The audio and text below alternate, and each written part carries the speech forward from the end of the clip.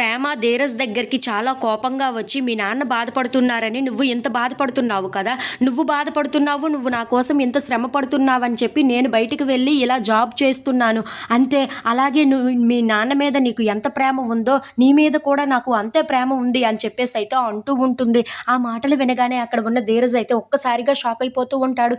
ఏంటి, నా మీద నీకు ప్రేమ ఉందా? అలాంటివి ఏమీ నువ్వు పెట్టుకోవద్దు. మా అమ్మ నీ మెడలో తాళి కట్టమంది అని చెప్పి నేను ఏదో తాళి కట్టాను అంతే తప్ప నీ మీద నాకు ఎటువంటి ఫీలింగ్స్ లేవు. ఇదిగో ఈ రూమ్లో ఎలాగా వస్తువులు ఉన్నాయో నువ్వు కూడా ఈ ఇంట్లో ఒక వస్తువు లాంటి దానివే అంతే తప్ప నీ మీద నాకు ఎటువంటి అభిప్రాయం లేదు అని చెప్పేసి అయితే అంటూ ఉంటాడు. ఆ మాటలు వినగానే అక్కడ ఉన్న ప్రేమ అయితే ఒక్కసారిగా షాక్ అయిపోతూ ఉంటుంది. ఇంతలో అక్కడ ఉన్న ధీరజ్ మాత్రం నీకు నాకు ఈ ఇంట్లో ఎటువంటి సంబంధం లేదు. మా అమ్మ ఏదో నీ మెడలో తాళి కట్టమంది అని చెప్పి నేను ఏదో నీ మెడలో తాళి కట్టానే తప్ప నీ మీద నాకు ఎటువంటి ప్రేమ లేదు, ఎటువంటి ఫీలింగ్స్ లేవు పో అని చెప్పేసి అయితే అక్కడ నుండి వెళ్ళిపోతూ ఉంటాడు. ఆ మాటలు విని అక్కడ ఉన్న ప్రేమ అయితే ఒక్కసారిగా షాక్ అయిపోయి చాలా బాధపడుతూ ఉంటుంది. ఏంటి, ధీరజ్కు నా మీద ఎంత మాత్రం ప్రేమ లేనట్లుగా ఉంది. అక్కడ వస్తువులతో నన్ను పోలిస్తున్నాడు అంటే ధీరజ్ మనసులో నేను లేననే కదా అర్థం అని చెప్పేసి అయితే అనుకుంటూ చాలా బాధపడుతూ ఉంటుంది. ఏం చెయ్యాలి ఇప్పుడు అని చెప్పేసి అయితే అనుకుంటూ చాలా ఏడుస్తూ ఉంటుంది.